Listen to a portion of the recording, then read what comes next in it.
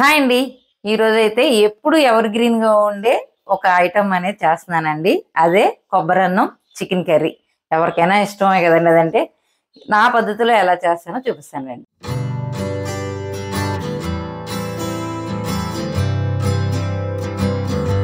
ముందుగా అయితే chicken curry prepare చేసుకుందామండి. ఆయిల్ వేసుకుందాం. నూనె కాగింది కదా, ఉల్లిపాయలు కోసుకున్నానండి చిన్న చిన్న ముక్కల కింద. ఇప్పుడు వేసుకుందాం. నేను కేజీన్నర చికెన్ తీసుకున్నానండి.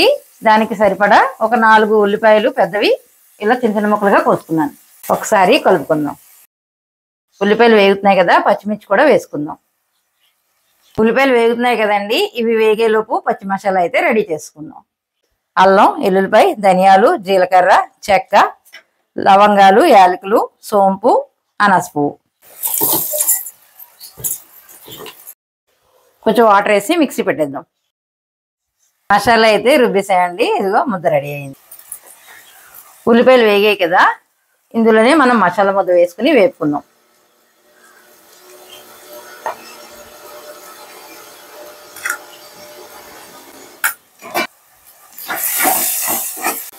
మసాలా కొంచెం పచ్చివాసన పోయేలాగా వేపుకుందాం. నేనైతే కేజీన్నర చికెన్ తీసుకున్నానండి.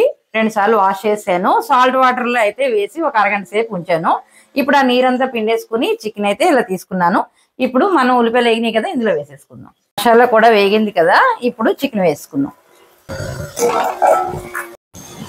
ఈ విధంగా పైకి కిందకి ఒకసారి కలిపేసుకుందాం. మసాలా అది ముక్కలకు పట్టేటట్టు. ఇందులో కొంచెం పసుపు అలాగే ఉప్పు కూడా వేసుకుందాం.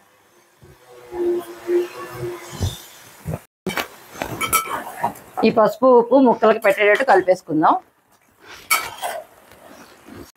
మూత అయితే పెట్టేసుకుందాం. ఇప్పుడు ఎందుకంటే చికెన్ లో ఉన్న వాటర్ అనేది బయటకు వస్తుంది కదండి, దాంతోనే కొంత ఉడుకుతుంది కదా. మూత పెట్టేసుకుందాం. ఈలోపు కొబ్బరన్నానికి మనం కొబ్బరికాయ ముక్కలు అయితే నేను రెడీ చేసుకున్నానండి. దీని నుంచి కొబ్బరి పాలు మనం తీసుకుందాం. ఇలా కొబ్బరి ముక్కలు చిన్న చిన్నగా కట్ చేసుకున్నాం కదా, ఇప్పుడు ఇది మిక్సీ పట్టి ఇందులో నుంచి కొబ్బరి పాలు తీసుకుందాం. ముందుగా ఇలా మిక్సీ చేసుకుని ఇప్పుడు వాటర్ పోసుకుందాం.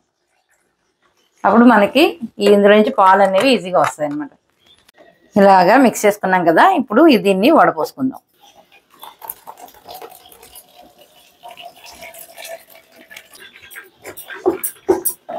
ఇలా మనం మిక్స్ చేసుకున్న దాంట్లో నుంచి కొబ్బరి పాలు అనేవి ఇలా తీసుకుందాం అండి.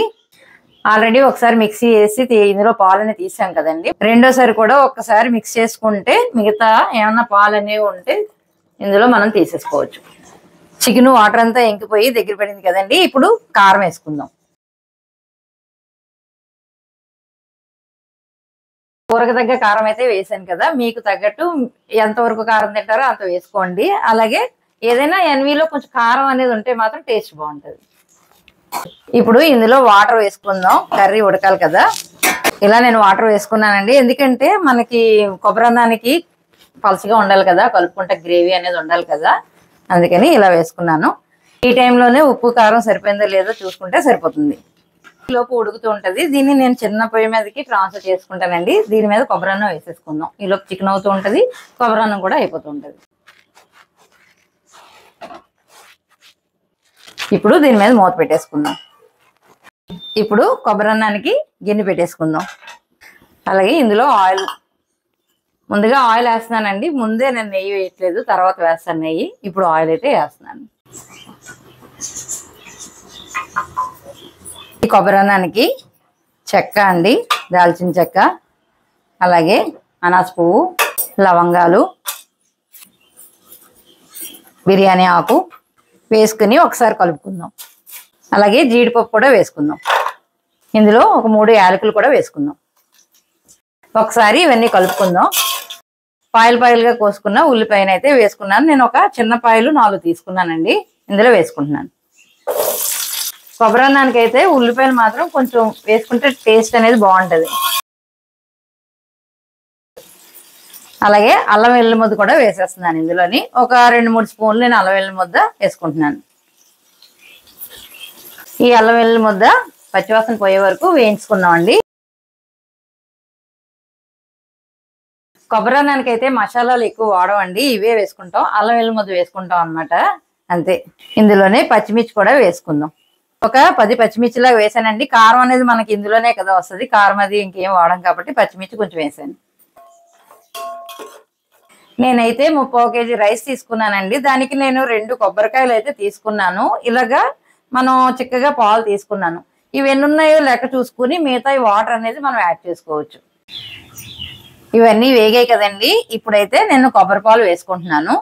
ఈ గ్లాస్తో 3 గ్లాసులు తీసుకున్నాను కదా, 6 గ్లాసులు మనకి కొలతగా వేసుకోవాలి. పాలు అయితే ఎన్ని గ్లాసులు ఉంటే అన్ని వేసుకుని మిగతా అన్ని నీళ్లు యాడ్ చేసుకుందాం.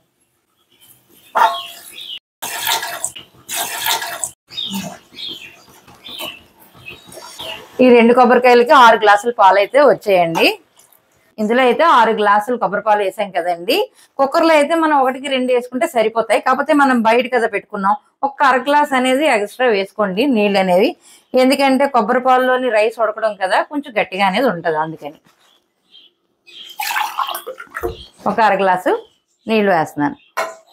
దీనికి సరిపడా మనం సాల్ట్ వేసుకుందాం.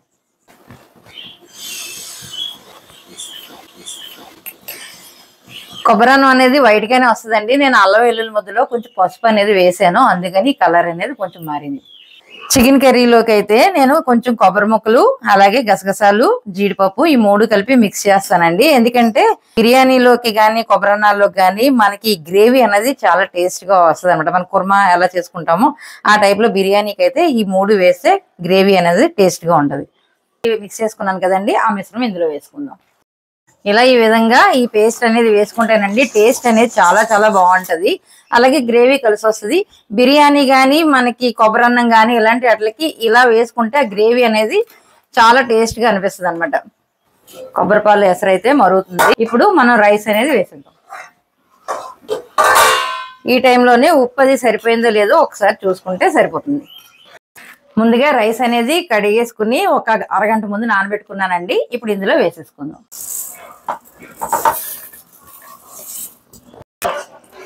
నేనైతే ఈ కొబ్బరన్నానికి ఇంట్లో వాడే సోనా మసూరి రైసే వాడుతున్నానండి. నేను మామూలుగా అయితే బాస్మతి రైస్ ఇష్టం ఉంటే వాడచ్చు, కానీ బాస్మతి రైస్ కన్నా ఈ రైసే టేస్ట్ గా ఉంటాయని మేము ఇదే చేస్తాం అనమాట. రైస్ అనేది వేసాం కదా, ఇప్పుడు మూత పెట్టేసుకుందాం. కాసేపు ఒక 5 నిమిషాలు హైలో పెట్టుకుని తర్వాత సిమ్లో పెట్టేసుకుంటే కొబ్బరన్నం అనేది రెడీ అయిపోతుంది. చికెన్ కూడా ఒకసారి చూద్దాం. చూసారు కదా, చికెన్ కూడా రెడీ అయిపోయింది. చికెన్ అయితే ఇప్పుడు ఆపేస్తాను.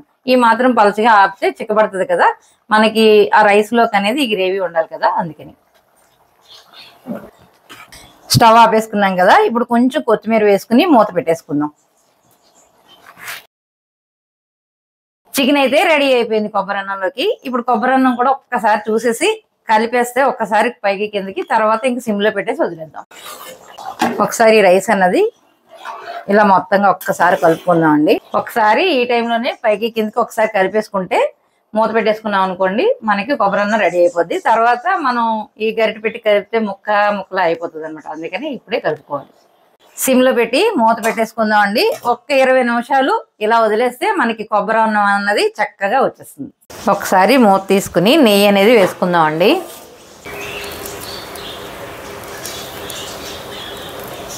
ఒక పక్కగా అలా కలుపుకుందాం.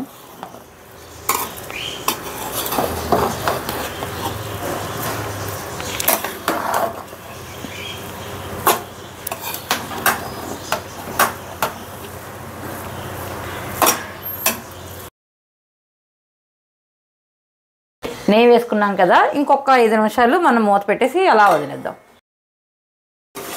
ఒకసారి కొబ్బరన్నం చూద్దాం. చూసారు కదా, ఇలా పొడిపొడిలాడుతూ వచ్చింది. స్టవ్ ఆఫ్ చేసి అలా వదిలేద్దాం ఒకసారి.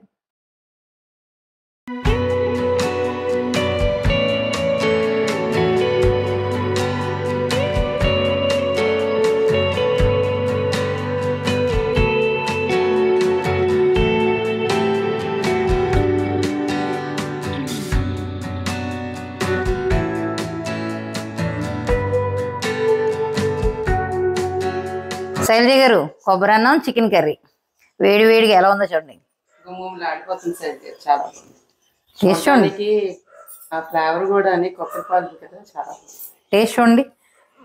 అంటే ఇది ఒక్కొక్కరు ఒక్కొక్కలా చేస్తారు. ఇందులో మనం ఏమి వేయం, మామూలుగా అల్లం వెల్లుల్లి ముద్ద, కొంచెం అవే కదా చేసాం. చికెన్ వేసుకోండి.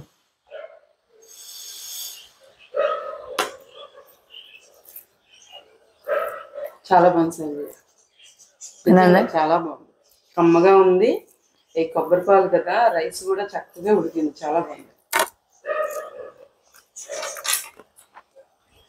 కరెక్ట్గా సరిపోయింది, అన్నీ సరిపోయి బాగుంది, చాలా బాగా వచ్చింది. నేను పిల్లలకి మామూలు ఉత్తప్పుడు చికెన్ అది లేదనుకోండి, ఇందులో కొంచెం బంగాళదుంప అనేది వేసుకుంటాను. మసాలా కూరలాగా ఉంటుంది కదా, బాగుంటుంది. చాలా బాగుంది, చికెన్ రైస్ సూపర్ ఉంది.